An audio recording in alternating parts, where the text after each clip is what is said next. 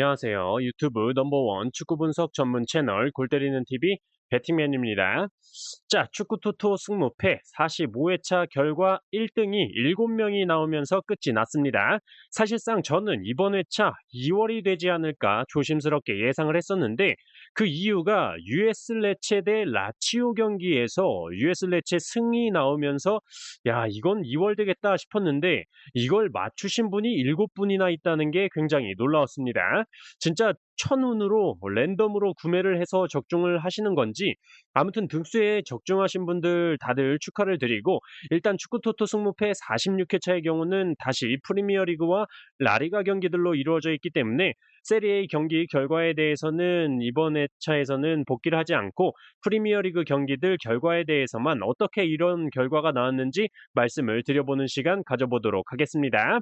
사실상 프리미어리그의 경우는 개막전 경기력을 본 상태였기 때문에 굉장히 좀 자신 있게 선택을 했었는데 첫 경기와 전혀 다른 경기력을 보여주는 팀들이 있었어서 조금은 당황스러웠는데 쭉 말씀을 드려보도록 하겠습니다. 영상 시작 전에 좋아요 한 번씩 눌러주시는 거 잊지 마시고 구독 안 누르고 보시는 분들은 구독 꼭 눌러주시고 좋아요 함께 눌러주시면 감사하겠습니다. 누르셨으면 시작해 보도록 하겠습니다.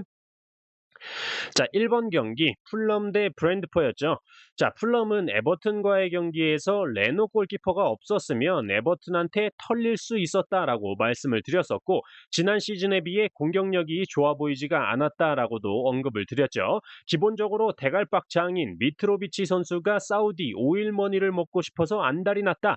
뛰고 싶은 생각이 없는 것 같다라고 말씀을 드렸었는데 결국에 알힐랄로 이적이 확정이 됐습니다. 네이마르와 함께 알힐랄에서 뛰게 된 미트로비치 선수고 어쨌든 사우디로 튈 걸 예상하고 미트로비치를 대신해서 최전방에 득점을 하기 위해 영입한 라울 히메네즈 선수는 아무래도 지난 시즌 머리를 다친 이후부터 상태가 맛이 갔다라고 말씀을 드리고 싶네요.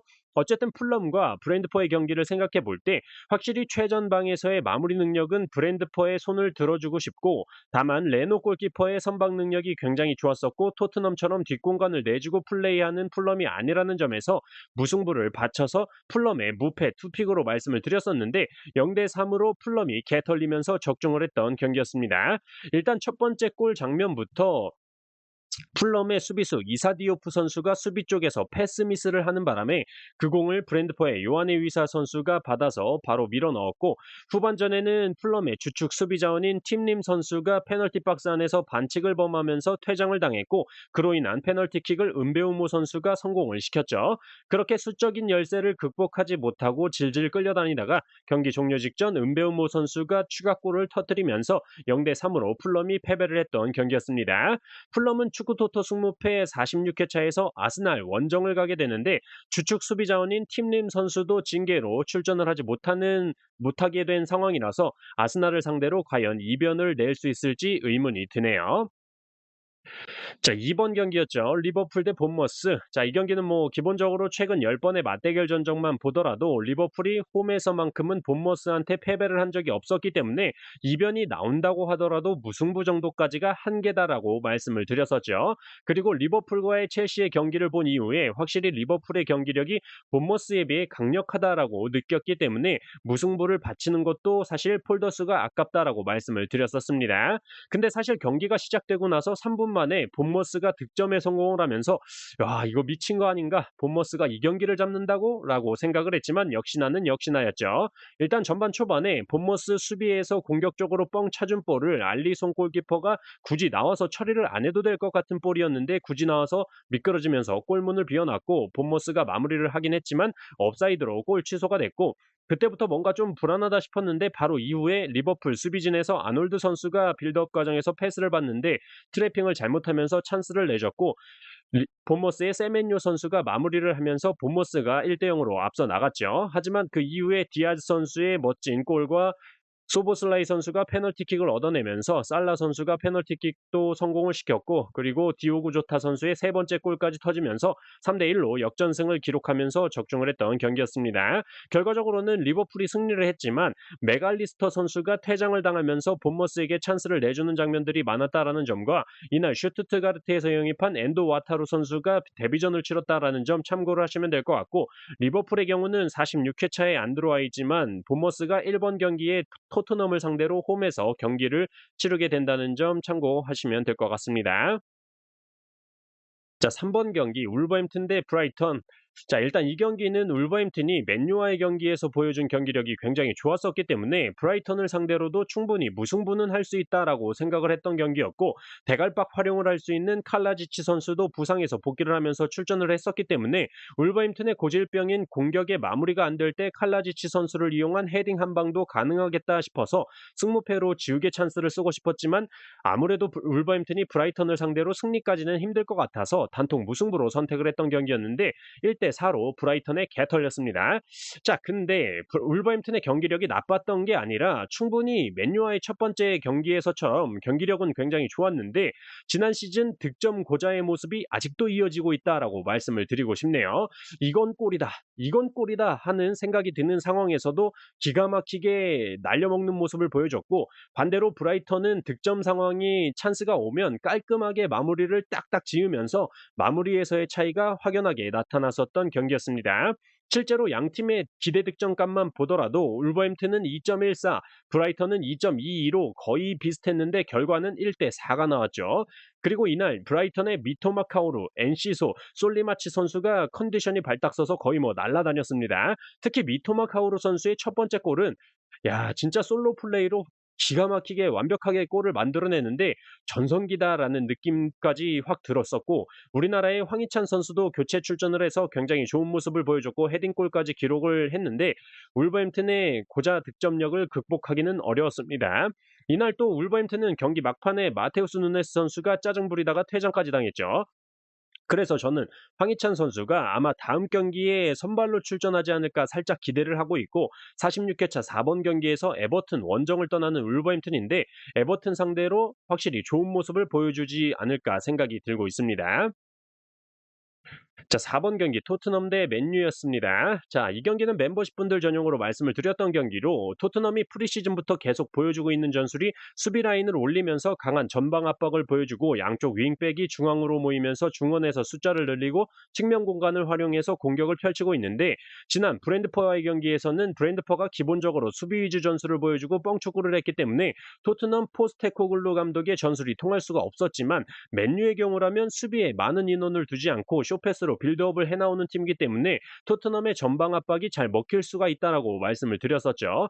반면에 맨유 역시 토트넘의 전방 압박을 충분히 풀어나올 수 있는 능력이 있고 스피드가 빠른 자원들이 있기 때문에 토트넘의 뒷공간을 개털 수도 있다라고 말씀을 드리면서 승패로 갈릴 경기다라고 말씀을 드렸습니다.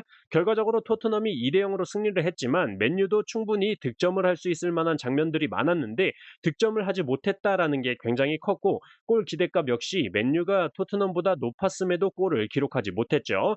물론 골대도 한몫을 했고 토트넘의 비카리오 골키퍼의 선방도 굉장히 좋았습니다. 어쨌든 맨유에서 돈을 오지게 주고 영입한 마운트 선수는 어리버리를 까고 있고, 가르나초 선수도 그렇고 전체적으로 맨유의 왼쪽 라인이 병신짓을 많이 했다라고 보였던 경기였습니다. 맨유는 46회차에는 경기가 안 들어와 있고 토트넘의 경우는 46회차 1번 경기 본머스 원정을 가게 되는데, 이번 경기에서 보여준 전술을 볼 때 손흥민 선수가 마치 대한민국 국가대표팀에서 뛸 때처럼 뭔가 이타적인 플레이메이커 같은 역할을 토트넘에서 하니까 득점 찬스를 확실히 많이 만들어내는 것 같다라고 생각이 들어서 충분히 본머스의 수비 진영을 잘 흔들어 놓을 수 있지 않을까 생각이 되네요. 자, 8번 경기 맨시티 대 뉴캐슬.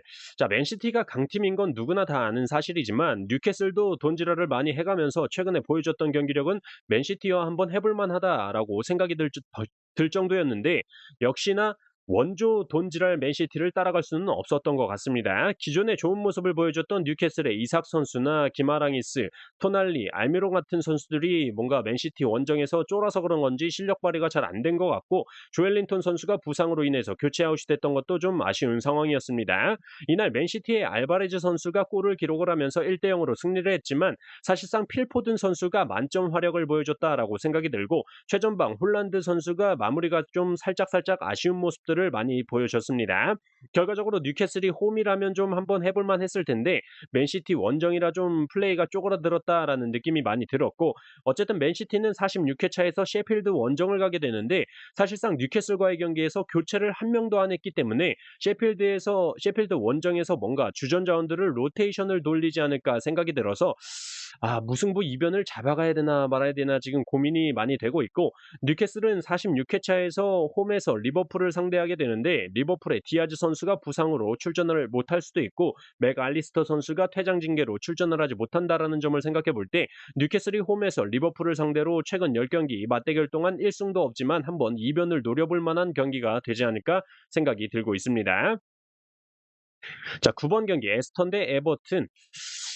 이 경기는 프리미어리그 경기들 중에서 좀 가장 허무했던 경기였는데, 기본적으로 에버튼이 풀럼과의 경기에서 보여준 경기력이라면 충분히 무승부 이상을 노려볼 만하다라고 생각을 했던 경기였고, 에스턴은 뉴캐슬을 상대로 뒷공간을 엄청나게 내주는 모습을 보여주면서 5대1로 개털렸었기 때문에 에버튼이 보여준 빠른 역습이라면 충분히 에스턴을 상대로 이변을 낼 수 있는 경기다라고 생각해서 에스턴의 무패 투픽으로 선택을 했는데, 경기가 시작하고 나서 망했다라고 생각이 많이 들었었습니다. 일단 첫 번째 골부터 에스턴의 맥긴 선수가 골을 기록을 했는데, 골 세레머니가 마치 저를 놀리는 듯한 배트맨 가면 모양의 손동작을 얼굴에 가져다 대면서 누가 에스턴 무패 찍으래? 라고 저를 놀리는 것 같더라고요.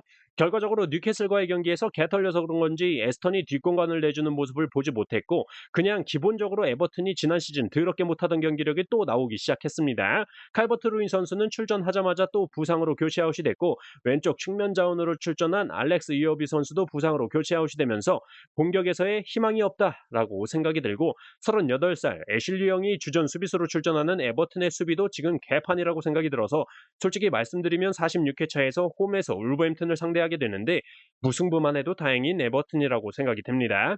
에스턴은 이날 에버튼을 상대로 대승을 기록을 했는데, 가장 높은 평점을 기록한 레온 벨리 선수가 경기 종료 직후에 사진 요청을 거부하면서 팬을 땅에 밀쳤다라는 진술이 나오면서 폭행 쪽으로 지금 경찰 조사 중이라고 하는데, 원만하게 좀 잘 합의가 됐으면 좋겠네요.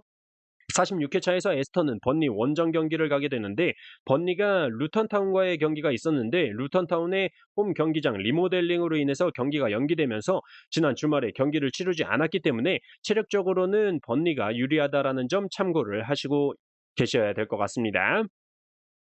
자, 10번 경기 웨스트햄 대 첼시. 자, 이 경기 제가 엄청나게 기대를 했던 경기였습니다. 바로 천문학적인 돈을 처발라가면서 1,800억인지 1,900억인지 그 돈을 주고 영입한 카이세도 선수가 첼시의 중원으로 들어오게 된다면 엔조 페르난데스 선수와 카이세도 선수의 조합, 한마디로 조카라인이 굉장히 좋은 모습을 보여줄 수 있을 거다라고 생각을 했는데 개판이었죠. 벤치렐 선수와 교체가 되면서 후반전에 투입이 된 카이세도 선수인데 패스 미스도 많았고 PK까지 헌납을 하면서 평점 6.4점으로 팀 내 두 번째 최하점을 기록한 카이세도 선수고, 제가 첼시의 카이세도 선수에 너무 중점을 둔 나머지 웨스트햄에서 영입한 워드 프라우스 선수를 말씀을 드릴 때 강력한 프리키커 한 명을 얻었다라고만 간단하게 언급을 드리면서 넘어갔었는데, 이 한 명이 가져다 줄 효과에 대해서는 예상을 하지 못했는데, 돈을 처바른 카이세도 선수보다 제임스 워드 프라우스 선수의 효과가 엄청났죠. 웨스트햄의 첫 번째 골, 코너킥 상황에서 제임스 워드 프라우스 선수의 기가 막힌, 그냥 아구에르드 선수 맞박에 꽂히는 택배 크로스를 보여주면서 어시스트를 기록을 했고, 웨스트햄의 안토니오 선수가 넣은 두 번째 득점도 워드 프라우스 선수의 패스에서 시작이 됐죠. 어시스트만 2개를 기록한 워드 프라우스 선수였고, 파케타 선수가 배팅 규정 위반 혐의로 조사가 들어간다고 해서 출전을 못할 줄 알았는데 출전해서 경기 종료 직전 페널티킥 골을 성공을 시켰네요. 첼시는 46회 차 축구토토 승무패에는 안 들어와 있고, 웨스트햄의 경우는 브라이턴 원정을 가게 되는데 브라이턴의 상승세가 너무나도 좋기 때문에 아무리 워드 프라우스 선수가 있는 웨스트햄이라고 해도 쉽지 않은 원정 경기가 될 것으로 예상이 되네요. 자, 이렇게 축구토토 승무패 45회 차 경기, 프리미어리그 경기 결과들에 대해서 쭉 말씀을 드려보면서 46회 차 대상 경기들 간단간단하게 말씀을 드렸는데, 골때리는 TV 가족분들께 조금이나마 도움이 됐으면 좋겠고, 저는 또 이번 한 주 열심히 분석해서 46회 차 최종픽 영상으로 골때리는 TV 가족분들 찾아뵙도록 하겠습니다. 이상입니다.